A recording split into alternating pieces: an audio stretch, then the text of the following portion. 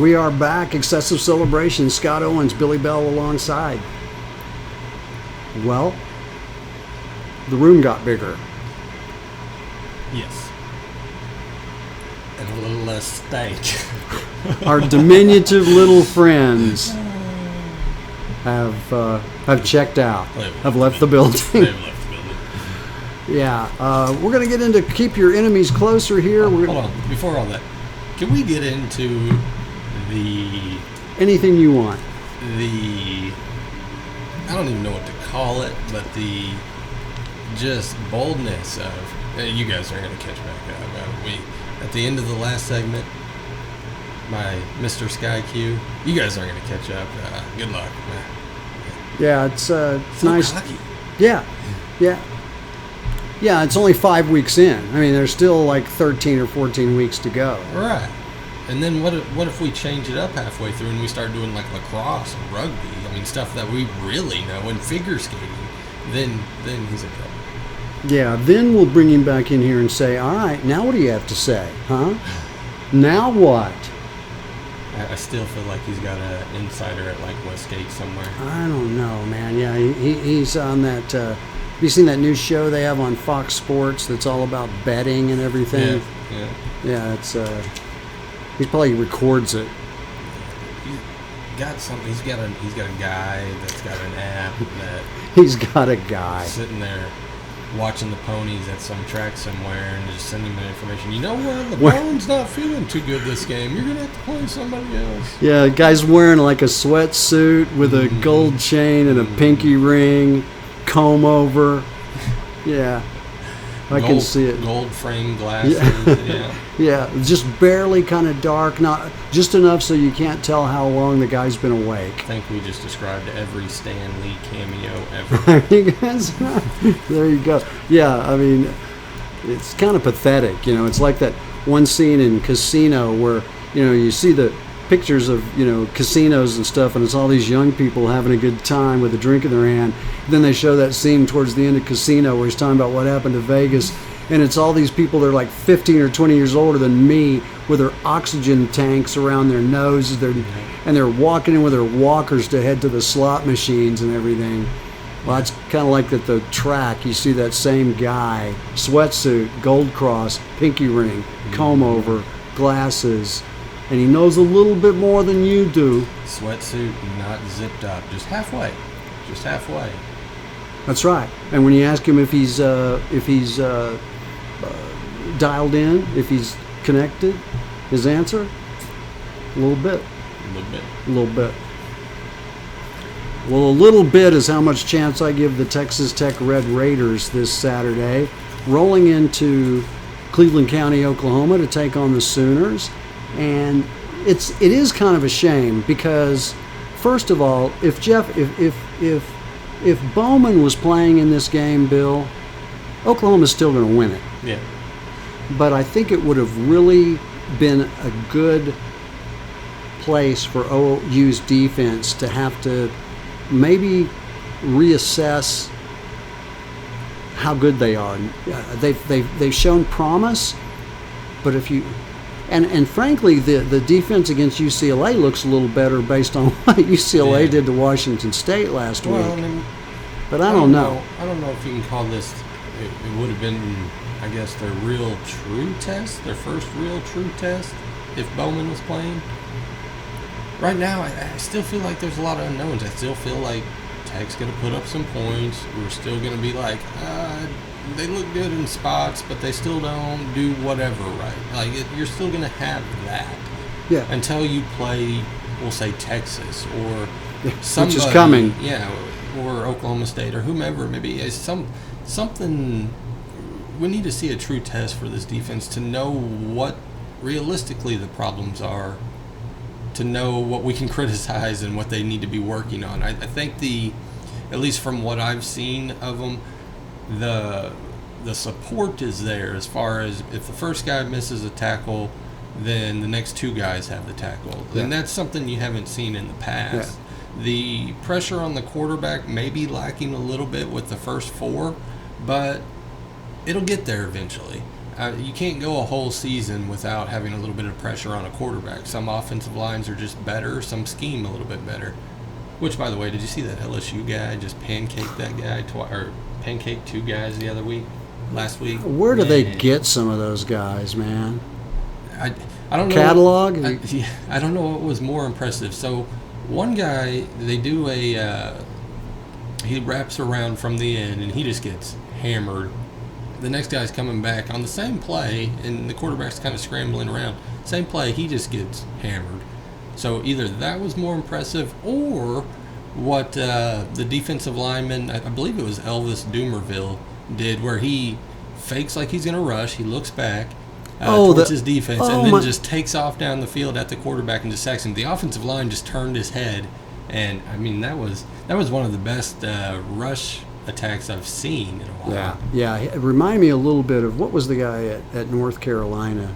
Peppers? Yeah, Jabril. Or no, not Jabril. Julius. Julius Peppers. I remember watching him in a game against OU where he was playing the defensive end on the defense's right side.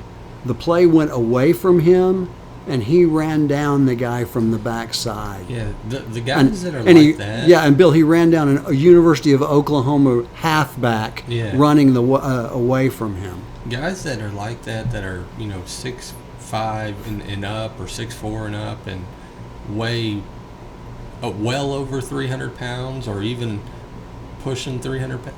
That's scary that they can catch those guys. Yeah. Like, it is scary. It's like having a 4-wheeler run over you. Or a cow that's ready to graze. I mean, they just take off. Yeah. Boom. You out the chute. Yeah, I read somewhere it's one of the best uses of leather. Do you know? What's that? Cows. They use it for their coat. Mm-hmm. Goes with everything. I know.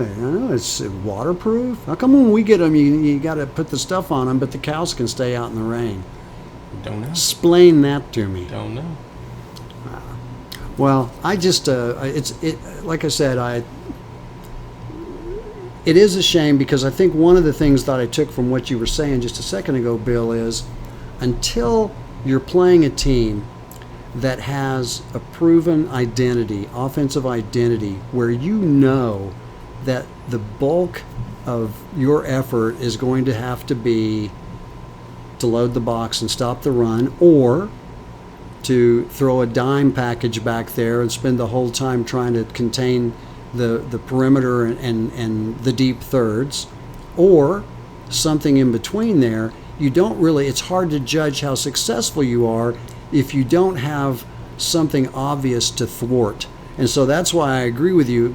If Bowman was playing, I think even with the new offense that Wells has, there's enough there to say, okay, we were able to shut this down, and that caused this to happen or that to happen. When they play Texas, it's pretty evident they're going to need to be able to stop the quarterback run game and protect against with their corners on throws to some of the pretty good sized receivers that Texas has, that even LSU had some trouble with. So I agree with you. I think this would have been a real good test prior to Dallas, just to get a gauge, a barometer on what are we doing, how good are we, what is our upside, and maybe more importantly, like you said, where's the gaps? Yeah. Where do we need to fill in before we go to Dallas? And they've got some holes, obviously. I mean, corner has been a little bit of an issue, but I mean, they're not glaring right now like they would be in the first 4 games of even last year or the years prior. We don't know right now because the level of competition hasn't been what it needs to be to find out, okay, yeah, we know they can't tackle this year. Like, we knew that right away from, like, game 2 last year. You knew that. You knew corner was going to be a weakness. But this year, it's maybe we might have a bad corner, but even then he's still pretty good. Like, it doesn't translate yet. So maybe that's a part of the new defensive coach in what he's brought. Maybe it's, the guys just finally woke up. I mean, there's a lot of ifs. Like, it could be this, it could be that. Unbelievable opportunity for Grinch, though. How often do you get to walk into a program that is a blue blood that is still playing at the highest level and making the playoffs, yet they are at their lowest point defensively since John Blake was the coach at Oklahoma. If that is not the perfect opportunity to walk in, I don't know what is. And how about, obviously he gets all the credit here, but Lincoln Riley and his ability to somewhat adapt his offense to Jalen Hurts. I don't think Jalen Hurts has adapted his game. I think he runs a little bit more than he probably should. I don't think it's a bad or a good thing either way, but you have to account for Jalen Hurts. The downside is you can't do that because his wide receivers are so good at getting open. Again, he struggles with touch passes, which if there's a team that's out there that can cover these guys one-on-one and still control Hurts, that's the team that's going to beat him. But the problem is his wide receivers are really good at getting open. Yeah. And he doesn't have to have the greatest touch to get these guys the ball. No, he just needs a little time, and he's certainly got that from the offensive line. And when it breaks down, he has the ability to create a little bit more time on his own, or as you say, tuck it and run. And I'll tell you something, I don't want to get in front of that guy. No, that is Cam Newton, Steve McNair, Ben Roethlisberger ran. It's Ben Roethlisberger. That's a big guy coming at you, and he's shifty. He's shiftier than I thought he was. Maybe it's Roethlisberger drunk on a motorcycle. He's not that shifty. Oh, maybe he should have been downshifty. Yeah, his agility is a lot better than I thought it was. I mean, maybe just because Alabama doesn't feature the quarterback run game as much, or they just really that shows you how somebody made a good point of how dated Alabama's offense looks compared to what Lincoln Riley's doing. Imagine if Tua, and I don't know if they're telling him not to run or whatever, but imagine if Tua just decided on a couple of those plays where he's taking shots or taking chances, if Tua takes off. Who wants to get in front of Tua? Nobody. No, because there's nothing worse than laying on your side because the guy went that way and then he went the other way, and now you're having to roll over to watch him continue down the field. He Lamar Jackson's you. Yeah, absolutely. That Lamar Jackson where he stopped on a dime, pulls back, the defender just collapses, and then he takes off for like 2 or 3 more yards is hysterical. Yeah, it is. Well, Bill, Texas Tech, up until the injury, and again, they lost Bowman in the middle of the game, the Arizona game, averaging 32.3 points a game, which is extremely low for Texas Tech. Yeah. 50% on third down efficiency, 25 on fourth down efficiency, twice as many passing yards versus rushing yards, 341 yards passing yards per game, 167 rushing yards. Bill, this is why I don't consider it, even if Bowman was playing, why I don't think it's even going to be a close game. Texas Tech gave up 314 rushing yards against Arizona, and I understand the quarterback is quite effective there, but so is Oklahoma's. Yeah. And if Arizona's quarterback has the ability to run on you, I'm pretty sure Jalen is going to have his opportunity as well. Now, here's something that's going to be a positive for Texas Tech. Their punter's averaging 45.4 punts or yards per punt, which is great, and they're only averaging about 5 penalties per game. So they haven't shown themselves to be somebody that will beat themselves, but that's okay because they've got somebody on the other side that's going to do it for them. So it seems like they're pretty disciplined, but maybe not the greatest talent there. Yeah, I just think, well, I mean, I know a lot happens when you lose your star quarterback, but yeah, it's, you know what? Do a better job of keeping people around if you can't keep them. You know how they win this game, and it's the ultimate unknown: turnovers. Ooh, like apple turnovers or cherry turnovers? Yeah, because that's the only chance. Now, Armand Shine, what a great name. He's their star running back. That guy should be sponsored by Armorall. Well, you know, I tend to be a little bit biased, but I still think one of the greatest college basketball names of all time, was at OSU. Tavarius Shine. I mean, that's just. I need a tattoo that says Tavarius Shine right there. I want it right next to. Oh, I don't know. The same tattoo that from Raising Arizona that Nick had on his arm. That H.I. McDonough, Nicolas Cage had on his arm in Raising Arizona. I think it was the coyote. But anyway, the Lost Biker, the Apocalypse, also had the same tattoo. Jordan Brooks, the linebacker, has 35 tackles. He's really one of their better players. And let's not forget T.J. Vasher. One thing Texas Tech seems to do that I think Baylor's good at, I think Oklahoma State does, is they find these guys, they're like one notch below 4-star or whatever, but they're raw, talented guys. And there are always going to be enough of those people because of the 7-on-7 and the way the game's changed that it's inevitable the way when the SEC finally goes, okay, well, we got to go up tempo. That's when you know that the battle is being won from the offensive side. When you look at the recruiting list every year and you see Alabama up there with about 12 5-stars and about 5 4-stars, and then 0 after that. You don't have any 3-stars, you don't have any 2-stars, you don't have any 1-stars. Clemson's kind of turned into that a little bit too. You're going to find some teams that will surprise you that have some really, really good players. And then there's always that chance that you get my ultimate example of this is that 3-star guy, Curtis Lofton, that outplays his potential. Like, just maximizes everything and exceeds all levels of what you thought he was going to do. There's those guys out there, and it's just a drive that they have in them to play really, really well, and they live up to the hype that was surrounding them in high school, but maybe kind of got lost in college. It's almost like they're a little more coachable because they've been told they're not quite as good. Right. And I'll tell you something. I think schools like Oklahoma State, TCU, Baylor, K-State, they bank on that kind of an attitude.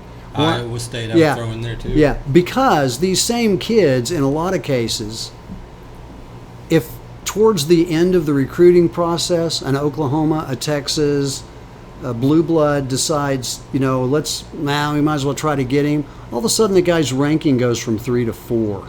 Yeah. And I'm not saying that that's a constant thing, but if anybody doesn't believe that politics play a role in how these guys are rated, then they don't believe also that politics plays a role in politics. Or he spent time with Deion Sanders at a camp one time. Or had dinner. Now he's a 5-star all of a sudden. Right. But he allowed 27 touchdowns, but he's a 5-star. Right. Or had lunch with Deion and lied about it, and then the NCAA said you can't play anymore. High possibility, too. Yeah. Well, Bill, we need we'll do our Oklahoma State, Keep Your Enemies Closer, with the K-State team that's ranked 20th in the country. Seems like every time Oklahoma State plays somebody, they just got moved in the top 25. It's happening this week. I promise you it won't happen next week because they got Texas Tech. And they may be better than Oklahoma State, but they're not going to be in the top 25 because they're going to get 50 hung on them by the boys down in Norman. Crossover Sports, Excessive Celebration, reminding you, recruit that app.